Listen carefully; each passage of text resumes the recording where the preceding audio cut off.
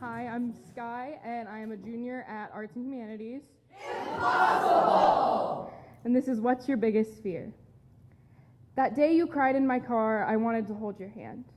Lace our fingers together and rub the soft muscle on the back of your hand between your thumb and index finger. I wanted to tell you I loved you. I didn't. It would have been selfish to indulge myself, to let you know that I cared so much, too much. I kept my eyes on the road and listened to you tell me all of the horrible things you knew between strangled breaths. And as you held back tears, I held back everything I knew. Because all I knew in that moment was that I loved you and that I would never be able to stop. What would you do if I told you it was you all along? I played pretend because I didn't want to risk this, us, just so that my selfish questions will be answered. But how do I lie about how much I love you? Your shoe prints are still pressed to the floor mats in my passenger seat.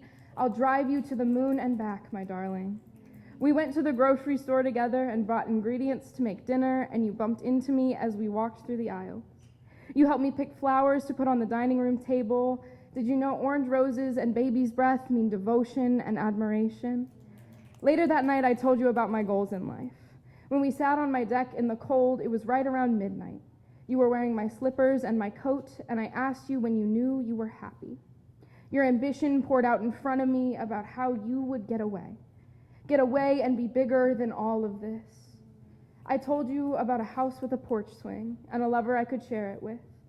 You didn't know I was talking about you then, but it will always be you, my darling. When you told me you liked me, I didn't see the text message for 2 hours. I was at work and you knew that. I think we were both too scared of losing each other, of losing ourselves. I stayed up late that night to paint you a picture and make you a letter. I woke up early to buy you a new stuffed animal and your favorite soda. I think Coca-Cola tastes gross, but we can argue about that later. Maybe we can talk about it when we go back to the grocery store. We can take turns picking the soda we have in the house. Did I mention I want to live with you forever? To die with you too?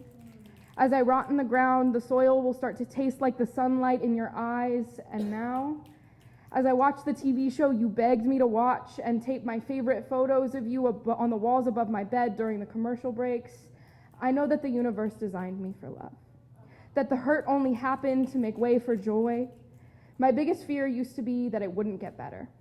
That everyone was lying and I would have to fight my way through survival forever.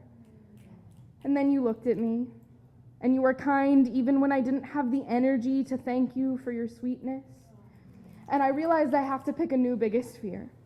And I suppose this is the most long-winded way to say, I guess my biggest fear is spiders.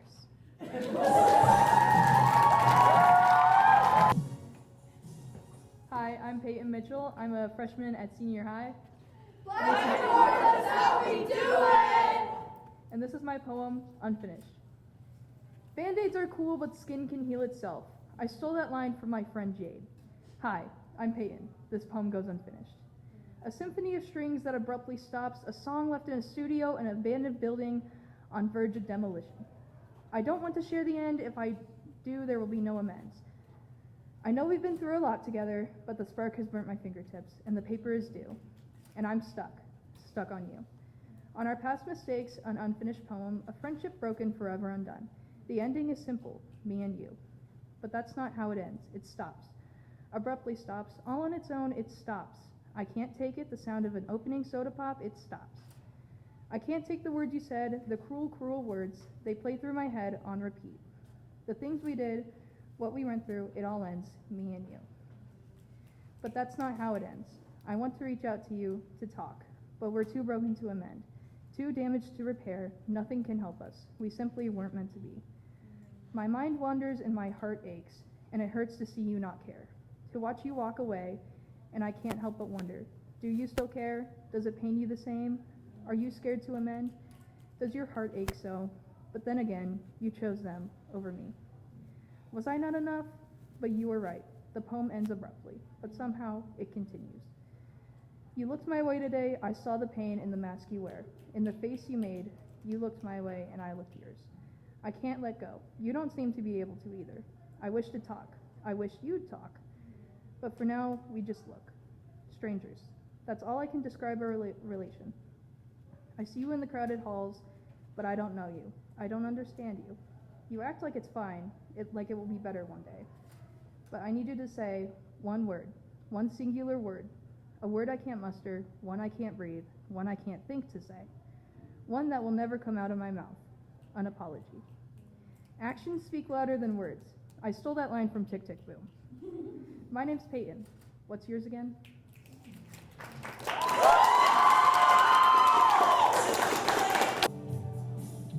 My phone is on 1%, y'all. Let's see if I make it. I'm Sky. I'm from Lincoln Southwest. Yay! And today I'll be presenting Eye Candy. So you sit here again, on the gray sheets of your undone bed, under the comfort of a thick blanket with your thoughts. And the persistent chill of the winter breeze outside seeps through regardless, with non-existent respect to the burning and stinging sensation near your eyes, which seems to be something people mention often. Icy blue, cold, empty, enticing. God, I wish people would see me as more than eye candy. I saw a tin can of mints with that engraved onto it once, almost bought it, still think about buying it as though it knew I would walk past it, acknowledge it, and point it out like some sort of joke, because what else can I do but laugh about the pain I have allowed myself to feel from society's teachings and reinforce the perception that I am worthless if I am not attractive. I know, and I hate that I know, how differently I am treated based on the effort I put into my appearance.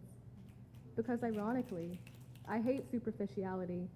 People looking at you with their eyes as though you have nothing else to offer them, and every other accomplishment and characteristic dissipates the moment they seal gazing upon you, reducing you to that tin can of mints with a single purpose, providing momentary satisfaction as it dissolves. But here you are, it's 5 a.m., and you begrudgingly leave the comfort of the unmade bed, cold feet placed onto the even colder floor, tiptoeing down the hallway as to not disturb the house and the people within it. But the floor creaks anyway, announcing your failures yet again. So you splash your bare, dull red face with cold water and attempt to cleanse yourself of the worthlessness you feel, and the disgust of looking into the mirror of a version of you you deem not acceptable to the public eye. But who am I to complain when I perpetuate this? But who am I to complain for the privileges I receive? I know that they exist because I'm told they exist, and I adhere to this of my own will because, once again, who am I if not attractive? Who am I if I cannot satisfy the desires of others? Who am I when I am alone, when the mask of makeup and stupid jokes that attempt to cover my insecurities are wiped away and thrown out like the empty tin of mints that I related to, because I have lost myself long ago in an attempt to not be alone with my own thoughts.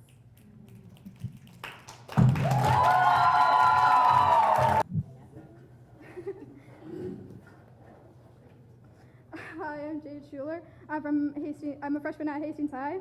Black and orange is how we do it! And this is my poem, Duality of Who I Claim to Be. I'm Jade. I'm 4'10" and 102 pounds. But I think what I carry makes me a little heavier, not in my gut, but in my head. I have many nicknames and stories to tell. I remember the people who have left my life, whether it was death decision or not.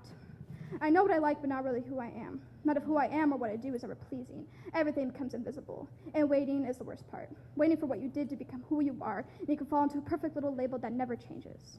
I don't think I fall into one label. I only know the basics of what I seem on the outside, and that's odd for me because I always felt like I was copying. How can I make the things I love me? How do I claim my own truth? I don't want to know my family's history. I want to have someone in my family who is like me. I don't want to hear someone else's truth come from someone else's lips. I don't want to know who protected the country, walked up a hill to stick a flag in a little piece of land. I want to know someone who picked up a pen and started writing a peace treaty for their family that in that village that's still burning from the fire started that are never ending. I want to know people who pour their soul in their writing like me, who said sorry 100 times to keep someone they probably shouldn't have, who would have learned to sew with their own skin to keep the person they love warm after they'd already given them their shirt off their back. It's not just a body, it's a vessel. A strong, towering temple meant to hold, and a person knows what they must do, what they must give, and want to give back. Their air from their lungs, the wind was too thin, the words from their mouth of a person ran out. And maybe they hadn't none left, but they would, and continue to. Who would help someone lighten their load, not even thinking for a second of how much they have to carry. Who would push someone out of the way because it's better they get stabbed in the back than their innocent friend. The love is always stronger than the truth. I want to hear everything until they have nothing left to say. Why they helped, who they helped, remember where they stood, and the people they put in their place. Someone who writes down everything until their hands are covered in ink, keeping every memory locked in cases only for their eyes to see. This person who has so much in their mind and their heart but doesn't know who they are, only knows the masks they hide behind, these characteristics like me. If I knew someone like me, I wouldn't feel so alone. Not the only person who cares so deeply. Not the only person who puts everyone's feelings first. Just doesn't know who they are. Doesn't know why they continue to keep this baggage on their back from all the demons from their past. I want to know where these roots came from, not the one in trees, but the person who had curly hair before me. Do they see the world the way I do? How I love the trees even when they have no green, the sun on its bad days, an opportunity to pick up trash from the streets. Do they hate their hair as much as I do? Were they also scared of the storms and the wind and forgetting who they were even if they didn't quite know yet? Also conflicted with this world being so horrible, but never wanted to leave because of the beauty that is worth seeing. Their stories that they believe are worth sharing. Do they also believe that caring so deeply is both a blessing and a curse, not ever agreeing with their tugged heartstrings? I want to know how that person learned, what they did to narrate their story and make it their own.